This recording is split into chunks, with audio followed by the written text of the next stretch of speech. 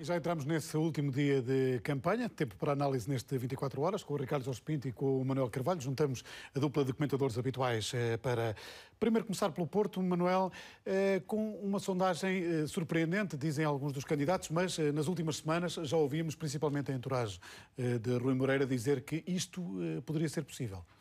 Sim, mas de qualquer forma, se chegados a 48 horas, enfim, a 24 horas do final da campanha eleitoral e vermos que um candidato verdadeiramente independente, ou seja, quando digo verdadeiramente independente, não é um trânsfuga dos partidos que depois inventam uma candidatura independente, como acontece na maior parte dos casos no país, portanto, ver uma pessoa que de facto nunca teve uma ligação partidária e está à frente numa corrida eleitoral, nas sondagens de uma corrida eleitoral da segunda cidade do país, acho que é absolutamente extraordinário e que nos faz pensar sobre a possibilidade de haver aqui um tempo novo. Está claro que o Porto, nestas questões de política, tem uma sensibilidade muito própria e é capaz de seguir algum tipo de mensagens que, eventualmente, noutras cidades não seriam seguidas com a mesma facilidade. O Porto tem uma consciência política muito forte e já tem algumas surpresas ao longo da história. A mais recente foi a eleição de Rui Rio, a primeira eleição, quando toda a gente dizia que Rui Rio tinha as eleições perdidas. E em boa parte também pelas mesmas razões que fazem com que muitos dos eleitores escolham agora ou prefiram agora Rui Moreira, que é a sensação de ter alguém, o desejo de ter alguém que os defenda contra uma entidade. Alguém, vezes não é um partido, porque nas legislativas o cenário é sempre diferente. É diferente. O Porto tem um comportamento previsível dentro daquilo que é o país, mas aí também porque não há partidos de natureza regional, enquanto que quem tem defendido o Porto contra, enfim, ataques, digamos, do poder central, algumas vezes reais, outras vezes imaginários, na minha opinião, mais vezes reais do que imaginários, é normalmente o Presidente de Câmara. Portanto, e parece-me que Rui Rio, pelo seu passado cívico, como Presidente da Associação Municipal, como, enfim, a pessoa que defendeu várias causas do Porto, sejam elas do aeroporto, da questão do metro, a questão do Porto de Leixões, ele foi capaz de capitalizar essa imagem de ser alguém que está atento e que é capaz de dar resposta à sensação de uma cidade que se sente muitas vezes injustiçada. E, portanto, isso é, de facto, uma singularidade, é um capital emocional de prestígio que não acontece em muitas outras cidades e que, no meu ponto de vista, explica, de facto, esta singularidade. Essa figura que pode defender o Norte explica tudo isto ou há mais do que isso, Ricardo? Há mais do que isso. Há aqui a confluência de vários fatores, três dos quais, quanto a mim, foram aqui decisivos para chegarmos a esta reta final e não sabermos quem é que vai ganhar as eleições. Por um lado... Estou a dizer que o resultado está tudo dentro da margem de erro e, portanto, qualquer um dos três candidatos pode ganhar as eleições. Isso é verdade.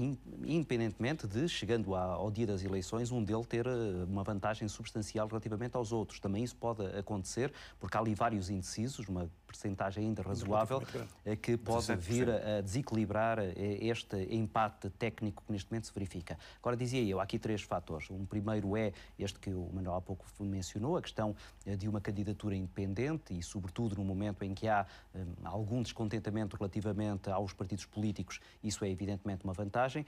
O segundo fator é a personalidade, e isso vai ao encontro daquilo que tu há pouco dizias, isto é, de que maneira é que cada um destes candidatos se apresentou como um potencial defensor daquilo que são os direitos e as garantias de uma cidade que muitas vezes se queixa de ser secundarizada. O terceiro fator tem a ver com a estratégia de campanha. Quem é que cometeu mais erros, quem é que cometeu menos erros, e aqui também outra variável importante de que o Luís Filipe Menezes se pode queixar, que é a suspeição que existiu durante a sua potencial candidatura por causa de uma decisão do Tribunal Constitucional, e isso psicologicamente pode ter. As sondagens davam-lhe uma clara vantagem. Falava-se mesmo numa maioria para o Luís Filipe Menezes.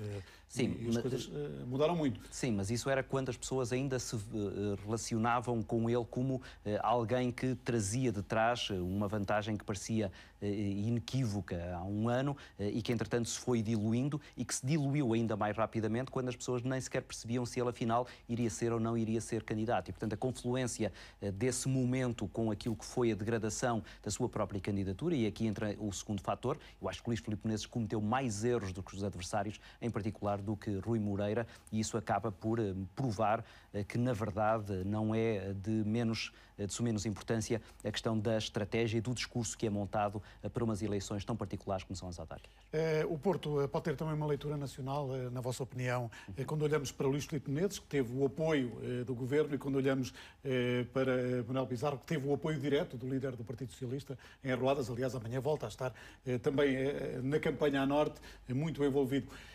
Aqui podemos dizer que Seguro e Passos perdem também e ganham com esta eleição no Porto, ou não? Eu diria que sim, porque, enfim, todo o eleitorado urbano é muito mais sensível à apreciação do poder que está no governo do que propriamente... ou seja, há uma relação menos pessoal com os candidatos, que é uma realidade que acontece nos municípios mais pequenos, onde praticamente todas as pessoas se conhecem, onde o voto pessoal, independentemente dos partidos, é mais lógico e mais natural. Eu diria, portanto, que há aqui uma margem bastante significativa de eleitorado dito urbano que vota contra qualquer coisa também. Mas eu quero crer que a primeira razão que faz com que os eleitores do Porto decidam votar em Rui Moreira ou em Manuel Pizarro ou em Luís Filipe Menezes é, de facto, a apreciação que eles fazem sobre os seus próprios candidatos. O Ricardo Jorge Pinto disse ali uma coisa que eu acho que é muito interessante e que vale a pena refletir.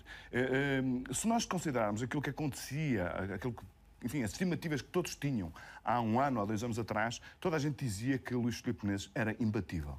Se nós virmos bem, Luís Filipe Menezes manteve-se coerente com aquilo que é a sua maneira de estar na política. Ou seja, ele é um político muito voluntarioso, que tem ideias, que tem projetos, que tem uma ambição enorme, que não olha muito a recursos, não faz muito as contas para anunciar projetos, desejos e, de alguma forma, portanto, motivar assim o seu eleitorado. Aquilo que aconteceu, do meu ponto de vista, que pode, de facto, ter mudado, é a sensibilidade dos eleitores para esse tipo de discurso. Eu acho que depois de tudo aquilo que nós passamos nos últimos 2, 3 anos... A realidade do país acabou por penalizar aqui o sonho dos As pessoas acham que isso custa dinheiro, portanto, e são muito mais cautelosas na absorção desse tipo de mensagens eleitorais. Custa dinheiro e pode não ser execuível, não é? As pessoas também começam a pesar isso. Paga-se tudo. Tarde ou cedo isso paga-se e sai dos bolsos das pessoas. Embora, na verdade, Luís Filipe Menezes tenha sido pouco hábil a provar aquilo que ele defende, que é de que isto, na verdade, não custa dinheiro aos contribuintes, é, em grande parte, o esforço dos privados. Mas essa mensagem não passou.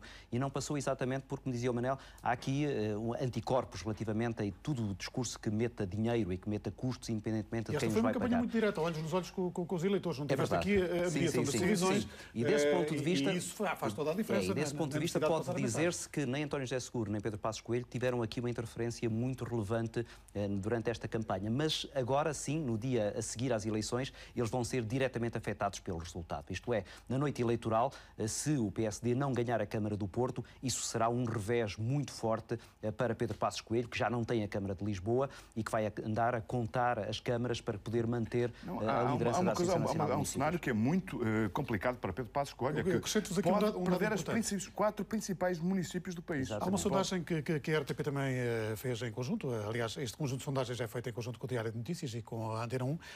Amanhã será a vez do Diário de Notícias divulgar, logo pela manhã, já temos aqui a capa, 48% para António Costa, 26% para Fernando Seara e João Ferreira apenas com 11%, é uma vitória esmagadora, segundo esta sondagem do PS. Mas isso mostra que, da mesma maneira que Pedro Passos Coelho pode ter no Porto uma enorme dor de cabeça, também António José Seguro pode ter. Porque se Manuel Pizarro não ganhar estas eleições, se for Rui Moreira eventualmente o vencedor, ou Luís Filipe Menezes ainda pior para o líder do PS, a vitória folgada de António Costa contará ainda mais contra aquilo que são as aspirações de António José Seguro de manter uma liderança estável e sossegada até às eleições legislativas.